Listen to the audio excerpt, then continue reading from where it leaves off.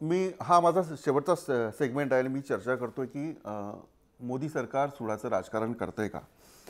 निवडणुकांपूर्वीचे मुद्दे आणि 1 वर्षानंतर पूर्वीचे मुद्दे हे मांडताना नेमका मोदी सरकारने कोणत्या बाबतीत कुठलं धोरण घेतलं आहे आणि काय काम केलं आहे हे चर्चेतून बाहेर येत आहे. मी जनार्दन चांदूरकर यांच्याकडे जातो की अवधूत वाघ यांनी म्हटलं की महागाई कमी झाली, एकही भ्रष्टाचार होत नाही असं त्यांचं म्हणणं आहे. तुम्ही दाखवून द्या. काय आहे की नरेंद्र मोदींनी स्पोक्सपर्सन्स असे एक्सपर्ट्स तयार केले ना की ते गोबेल जो म्हणायचा खोटं बोला 100 वेळा, तेच खोटं बोला म्हणजे लोकांना खरं वाटते. आता ह्याने एक धडधडीत खोटं बोलून टाकलं आणि ते हे कसं खोटं बोलतात हे मी नाही सांगत, ते अरुण शौरींनी सांगितलं. यांनी सांगितलं आता की कोड ऑक्शनमध्ये 1,70,000 कोटीचा या आता सुप्रीम कोर्टानं ठरवलेल्या याच्याप्रमाणे जो ऑक्शन झाला त्याच्यामध्ये प्रॉफिट झाला. अरुण शौरीनं परवा दिवशी करण थापाबरोबर जो इंटरव्ह्यू झाला त्याच्यामध्ये सांगितलं की हा आकडा बोगस आहे, हा आकडा खोटा आहे आणि हा आकडा नरेंद्र मोदीचे ठराविक लोक त्याची इमेज वाढवण्यासाठी भ्रष्टाचार होत नाही याच्यासाठी हा आकडा सांगतात. खरा आकडा जो आहे तो 62,000 कोटीचा आहे. आणि हा जो 1,70,000 कोटीचा आता हे बोलले ना, एकदा तिकडून आलं खालपर्यंत तेच चालू होतं यांचं. यांची सिस्टम फार चांगली आहे, यांचे स्पोक्सपर्सन फार पॉवरफुल आहेत. दबा के बोलो, झूठ बोलो लेकिन दबा के बोलो. त्यामुळे हे सगळे हे कव्हर करायचा प्रयत्न केला पण हे फार दिवस चालणार नाही. दुसरा महत्त्वाचा मुद्दा असा की डिक्टेटोरियल पद्धतीनं मोदींचं जे राजकारण सुरू झालेलं आहे त्या डिक्टेटोरियल पद्धतीच्या मोदींच्या राजकारणामध्ये पूर्ण नीतिमूल्यांचा ऱ्हास होत आहे. मंत्रिमंडळाची कॅबिनेटची बैठक कधी होते त्याचं ब्रीफिंग कधी आलेलं मी बघितलं नाही. दिल्लीमध्ये खासदार आहे ते राजू शेट्टी काल बोलत होते की खासदार लोक असं म्हणतात आणि त्या शौरीनी पण तो मुद्दा मांडला आहे. तो वाघजी तुमच्या माहितीसाठी मी सांगतो, तुम्हाला माहिती असेल कदाचित, देशाचं सरकार जे भारतीय जनता पार्टीचं आहे ते फक्त 3 लोक चालवतात. एक नरेंद्र मोदी, एक अमित शहा आणि अरुण शौरी आणि अरुण जेटली. हे 3 लोक देशाचं सरकार चालवतात. बाकी सगळ्या मंत्र्यांना घसरटण्यात जातात. त्यांची मोदींच्या विरुद्ध बोलण्याची धमक नाही ना, कोणताही योजना पुढे नेण्याची धमक नाही. या तिघांच्या कारभारामध्ये विरोधकांना टार्गेट केलं जातं. या तिघांच्या कारभारामध्ये मोदीचं काय आहे की मोदीचं जे डिझाईन आहे ते फक्त विरोधकांना तर ते त्यांच्या बरोबर जे त्यांचे कलिग्ज आहेत जसं शिवसेना आहे जसं बाकीचे पक्ष आहेत त्यांना पण ते जुमानत नाहीत. ते राजू शेट्टी म्हणत होते की 1.5 वर्ष झालं मी अपॉइंटमेंट मागितलं आहे, मला अजून मिळाली नाही. म्हणजे अशा पद्धतीनं जर देशाचा कारभार नरेंद्र मोदी करत असतील तर ते सहकारी पक्ष आहे, युतीमधला पक्ष आहे, मदत केली आहे लोकसभेमध्ये त्यांनी. इम्तियाज जी बोला, तुम्हाला बोलायचं होतं काय? नहीं, मुझे ये बताना है कि अवधूत जी ने ये बताया है कि भ्रष्टाचार कम हुआ है. अवधूत जी जरा औरंगाबाद में आइए. मेरे हिसाब से अगर अच्छे दिन की हम बात कर रहे हैं तो अंबानी जी को छोड़ दीजिएगा, अडानी जी को छोड़ दीजिएगा. अब औरंगाबाद में जहां पर भाजपा और शिवसेना दोनों मिलाकर है, पूरा पानी का कॉन्ट्रैक्ट एक बहुत बड़े उद्योगपति को, पूरे शहर का पानी का कॉन्ट्रैक्ट 1400 करोड़ रुपए में एक बहुत बड़े उद्योगपति को दे दिया गया है.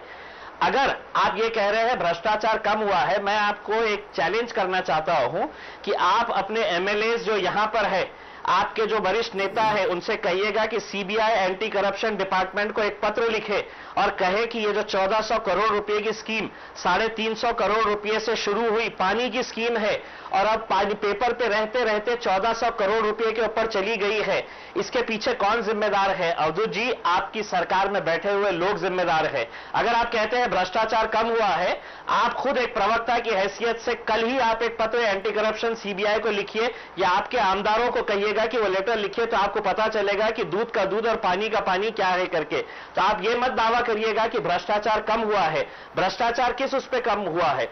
बड़े बड़े जो प्रोजेक्ट्स लाए जा रहे हैं सिर्फ बड़े बड़े लोगों के लिए लाए जा रहे हैं. अडानी जी को, अंबानी साहब को, ये जो बड़े उद्योगपति हैं जिनको ये पानी का कॉन्ट्रैक्ट दिया गया है, साहब 1-1 लीटर पानी अब पैसे से तोलकर बिकने वाला है औरंगाबाद शहर में. आपकी सत्ता है यहाँ पे महानगर. ठीक आहे, अवधूत जी बोला, तुम्हाला बोलायचं. अवधूत की इम्तियाज जी, आपण वरिष्ठ पत्रकार पण राहून चुकलेला आहात. औरंगाबाद मधल्या समांतर जलवाहिनीचा पॅरलल याचा जो प्रश्न आहे हा महाराष्ट्र जीवन प्राधिकरणाने गेल्या सरकारमध्ये फायनलाइज केलेली ही ऑर्डर आहे. यामध्ये औरंगाबाद महानगरपालिकेचा काही संबंध नाही. हा औरंगाबाद महानगरपालिकेमध्ये आलेला प्रश्न आहे. हा मला माहिती आहे. हा कोणी ऑर्डर फायनलाइज केली, ही कोणाच्या अंडर येते?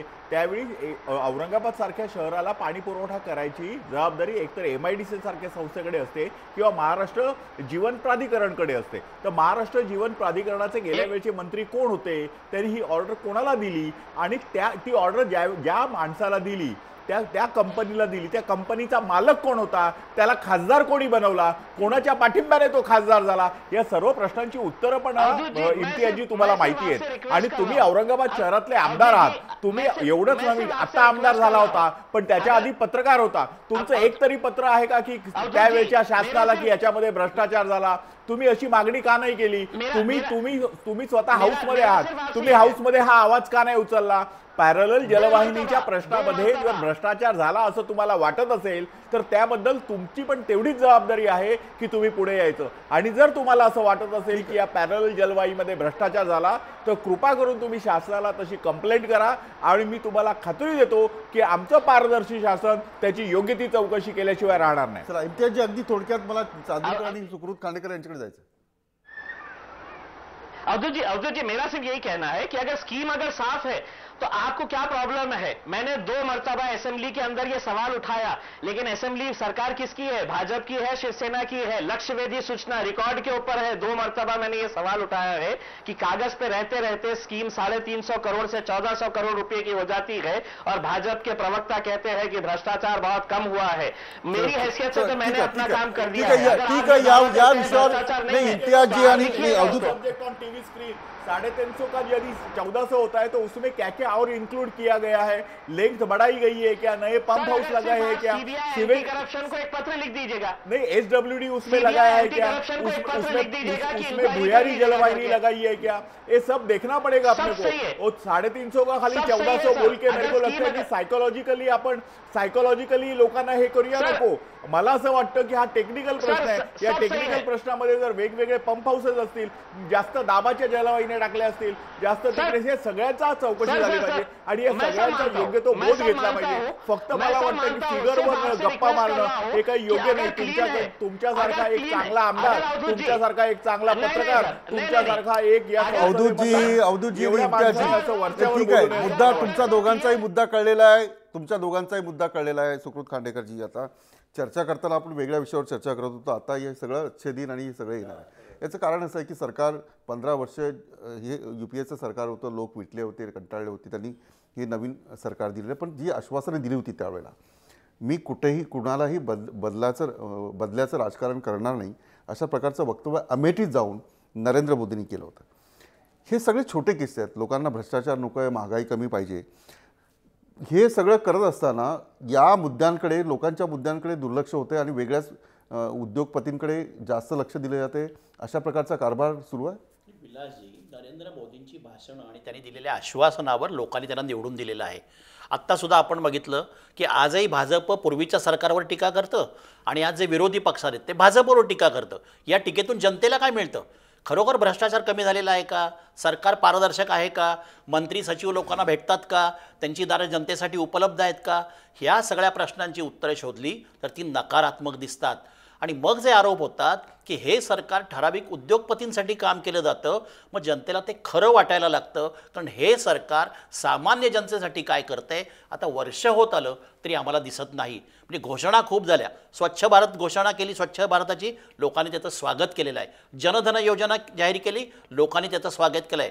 पब्लिक पार्टिसिपेशन प्रत्येक ठिकाणी झालेलं आहे.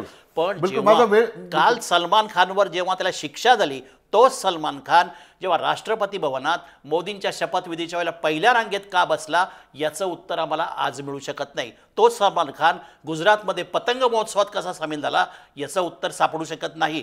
मग हे सरकार कोणासाठी आहे असा जेव्हा प्रश्न पडतो आणि मोदींकडनं अपेक्षा खूप आहेत, या सरकारकडनं आणि म्हणूनच लोकांनी निवडून दिलं होतं. अपेक्षा होत्या, आश्वासनं मिळाली होती, काहीतरी होणार आहे अशा प्रकारचं एक वातावरण निर्माण झालं होतं, म्हणून हे सरकार आलेलं आहे.